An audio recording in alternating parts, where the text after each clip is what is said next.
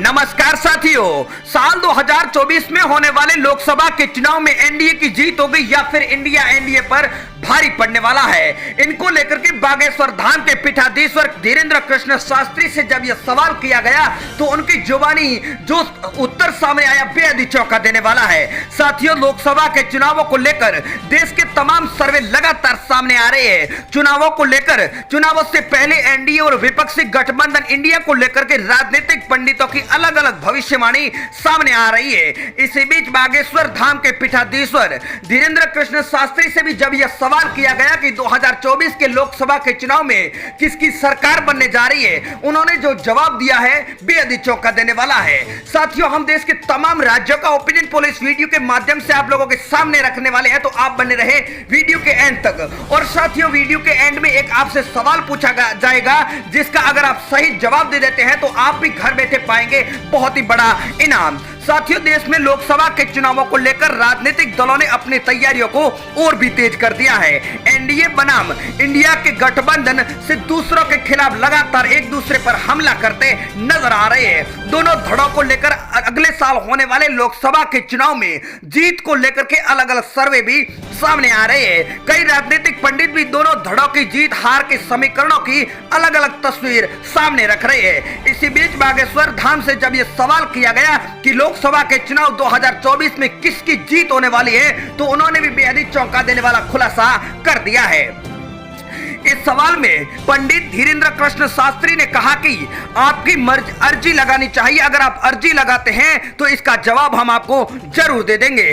PM Modi के दोबारा PM बनने के सवाल पर पंडित धीरेन्द्र कृष्ण शास्त्री ने कहा कि राजनीति पर हम कोई बयान नहीं देते हैं। अगर मध्य प्रदेश में किसकी सरकार बनेगी, इस सवाल के जवाब में उन्होंने कहा कि कोई भी पॉलिटिकल पर हमारा ध्यान या फिर ज्ञान नहीं रहता है। अपनी पसंद की सरकार बनाने के सवाल पर बाबा बागेश्वर धाम ने कहा कि जो राष्ट्र हित और प्रदेश के हित के लिए काम करेगा सरकार उसकी ही बननी चाहिए। इन सभी सवालों के बीच में जो ओपिनियन पोल ने आंकड़ा जारी किया है बेहद ही चौंका देने वाला है। साथियों, हम तमाम राज्यों का ओपिनियन पोल शुरू करते हैं, तो आप बने रहे वीडियो के एंड तक। और पहली बार चैनल पर विजिट किया है तो करेक्ट न्यूज यूट्यूब चैनल को सब्सक्राइब जरूर कर दे। और आप देश में 2024 के लोकसभा के चुनाव में किसको प्रधानमंत्री देखना चाहते हैं, आप हमें कमेंट करके जरूर बताएं। साथियों, अगर देश के पहले राज्य अगर पंजाब की बात की जाए तो यहां पर आम आदमी पार्टी की सरकार है, लेकिन 2024 के लोकसभा के चुनाव में 13 लोकसभा की सीटों में से एनडीए को 2 जबकि इंडिया के गठबंधन को यहां पर 10 सीटें जबकि 1 सीट अन्य के खाते में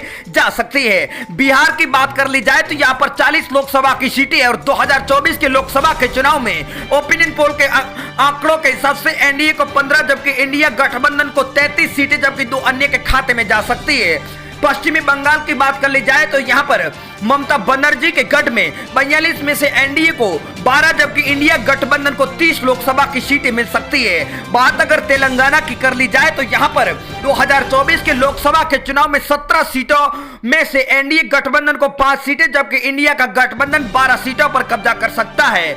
6 सीटों वाले अगर जम्मू कश्मीर की बात कर ली जाए तो ओपिनियन पोल के आंकड़ों के हिसाब से एनडीए गठबंधन को 2 सीटें मिल सकती है जबकि इंडिया गठबंधन को 4 लोकसभा की सीटें जा रही है।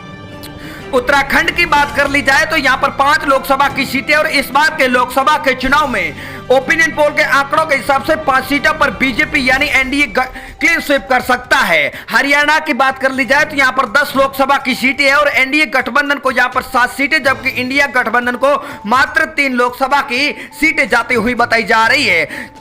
20 सीटों वाले अगर केरल की बात कर ली जाए तो यहां पर एनडीए गठबंधन को 4 सीटें जबकि इंडिया गठबंधन यहां पर इस बार के चुनाव में 16 लोकसभा की सीटों पर कब्जा करता हुआ बताया जा रहा है। मेघालय की बात कर ली जाए तो यहां पर 2 लोकसभा की सीटें है और इस बार के चुनाव में दोनों सीटों पर एनडीए का कब्जा होता हुआ बताया जा रहा है। अगली बात कर ली जाए साथियों दिल्ली की, तो यहां पर 7 लोकसभा की सीटें है और इस बार के चुनाव में यहां पर एनडीए गठबंधन को 4 सीटें जबकि इंडिया गठबंधन को इस बार के चुनाव में 3 लोकसभा की सीटें मिल सकती है।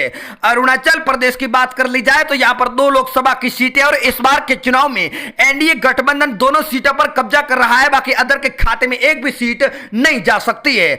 11 सीटों वाले अगर छत्तीसगढ़ पर नजर डाले तो यहां पर एनडीए गठबंधन को 7 सीटें मिल सकती है जबकि इंडिया गठबंधन को 4 लोकसभा की सीटों में संतुष्ट रहना पड़ सकता है। अगली बात अगर मिजोरम की कर ली जाए तो यहां पर लोकसभा की एक सीट है और 2024 के लोकसभा के चुनावों के सर्वे के नतीजों के हिसाब से एनडीए गठबंधन के खाते में एक लोकसभा की सीट जा रही है। गुजरात की बात कर ली जाए तो यहां पर बीजेपी की सरकार है और 26 सीटों वाले गुजरात में एनडीए गठबंधन अपने दम पर 25 सीटों पर कब्जा कर रहा है, जबकि इंडिया गठबंधन के खाते में मात्र एक सीट जा सकती है। राजस्थान की बात कर ली जाए तो यहां पर हाल ही में विधानसभा के चुनाव होने वाले हैं और विधानसभा के चुनावों के बाद अगर लोकसभा के चुनाव में 25 सीटों में से एनडीए 20 पर, जबकि इंडिया को 5 सीटें मिल सकती है। महाराष्ट्र में हुई भारी उथल पुथल के बीच अगर लोकसभा के चुनावों के सर्वे पर नजर डालें तो 48 सीटों में से एनडीए को 35, इंडिया गठबंधन को 13 सीटें मिल सकती है। हिमाचल प्रदेश की बात कर ली जाए तो यहां पर 4 लोकसभा की सीटें हैं और इस बार के चुनाव में एनडीए गठबंधन को 2, जबकि इंडिया गठबंधन के खाते में 2 लोकसभा की सीटें जा सकती है। लक्षद्वीप की एक लोकसभा की सीट की बात कर ली जाए तो 2024 के लोकसभा के चुनावों के सर्वे के नतीजों के हिसाब से एक सीट पर इस बार एनडीए का कब्जा हो सकता है। बात अगर गोवा की कर ली जाए तो यहां पर 2 लोकसभा की सीट है और सर्वे के नतीजों के हिसाब से एक सीट पर एनडीए, जबकि एक सीट इस बार के चुनाव में इंडिया के खाते में जा सकती है। अगली बात साथियों कर ली जाए त्रिपुरा की तो यहां पर 2 लोकसभा की सीट है और इस बार के चुनाव में सर्वे के नतीजों के हिसाब से दोनों सीटों पर एनडीए का कब्जा हो सकता है। साथियों अगला राज्य हमारे सामने आ चुका है आसाम, जहां पर 14 लोकसभा की सीटें और इस बार के चुनाव में एनडीए को 10, जबकि इंडिया के खाते में 4 लोकसभा की सीटें जा सकती है। साथियों आप देश के कौन से राज्य से वीडियो देख रहे हैं, आप अपने पसंदीदा नेता का नाम हमें कमेंट करके जरूर बताएं। 21 सीटों वाले अगर ओडिशा की बात कर ली जाए तो यहां पर इस बार के चुनाव में एनडीए को 10, जबकि इंडिया के खाते में 9 और 2 सीटें अन्य के खाते में जा सकती है। मणिपुर की बात कर ली जाए तो यहां पर 2 लोकसभा की सीट है और इस बार के चुनाव में एनडीए को 1, जबकि इंडिया गठबंधन के खाते में 1 लोकसभा की सीट जा सकती है।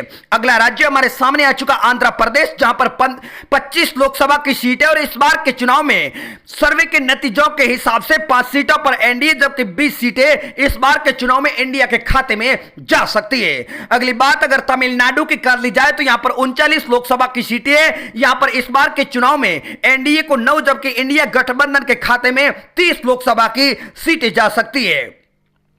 उत्तर प्रदेश की बात कर ली जाए तो यहां पर इस बार के चुनाव में 80 लोकसभा की सीटों में से एनडीए को भारी बढ़त मिल रही है, 70 सीटों पर कब्जा हो रहा है, जबकि इंडिया के खाते में 10 लोकसभा की सीटें जा सकती है। कर्नाटक की बात कर ली जाए तो 28 लोकसभा की सीटें और इस बार के चुनाव में एनडीए को 14 और इंडिया के गठबंधन को 16 लोकसभा की सीटें मिल सकती है। अगला राज्य हमारे सामने चंडीगढ़ आ चुका है, जहां पर 1 लोकसभा की सीट है और इस बार के चुनाव में एक सीट पर इस बार के चुनाव में इंडिया का कब्जा हो सकता है, बाकी अदर पार्टी के खाते में यहां पर एक भी सीट नहीं जाने वाली है। झारखंड की बात कर ली जाए तो यहां पर 14 लोकसभा की सीटें और एनडीए को इस बार के चुनाव में 10, जबकि इंडिया गठबंधन को 4 लोकसभा की सीटें मिलती हुई बताई जा रही है। साथियों अगले राज्य की बात कर ली जाए तो एमपी हमारे सामने है, जहां पर हाल ही में विधानसभा के चुनाव होने वाले हैं। विधानसभा के चुनावों के बाद लोकसभा के चुनाव में से 29 में से 20 पर एनडीए और इंडिया गठबंधन को इस बार के चुनाव में 9 लोकसभा सीटें मिल सकती है। अंत में अगर सवाल की बात कर ली जाए तो 2024 के लोकसभा के चुनाव में देश का अगला प्रधानमंत्री कौन होगा, आप हमें सही जवाब देने पर आप घर बैठे आप इनाम प्राप्त कर सकते हैं।